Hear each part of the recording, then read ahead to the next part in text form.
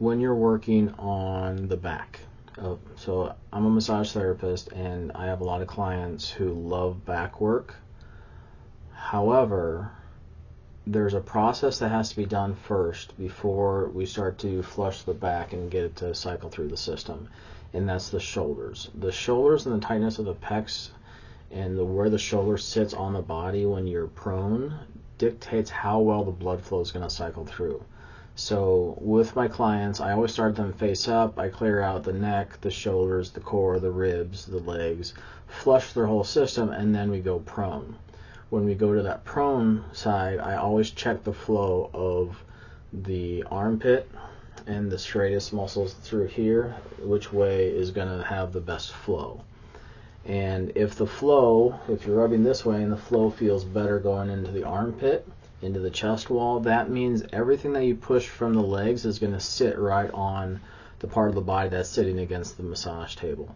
So what we're doing is we're taking the shoulder girdle and we're basically dropping it backwards, which is going to put a stretch in the pecs using towels. That creates blood flow to change directions from going into the armpit to actually going up and around and then cycling through here, which is going to rehydrate all the fascia into the neck and shoulders, which everybody really desperately needs and wants. So once we have that set up on both sides, then we push their system, release the glute line with maybe a leg kick out, put some tension in the glute, flush that, and then push the whole system from the leg over to the shoulder, and the legs and everything just basically melt away. There's no deep tissue on the legs. The calves are super soft.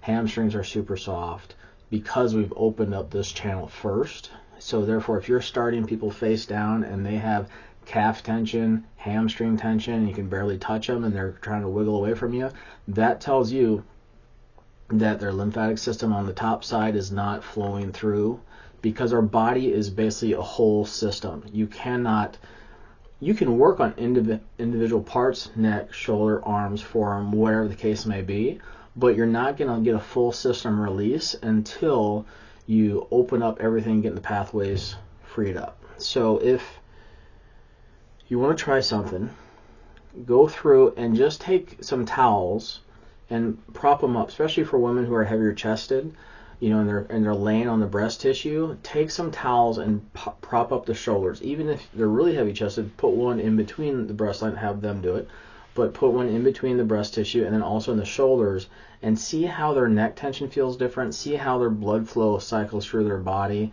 and if they're getting like lower trap pain and tightness, that is actually an indicator that the blood flow is getting trapped underneath the lower trap, and it picks that muscle up and it makes it really ropey.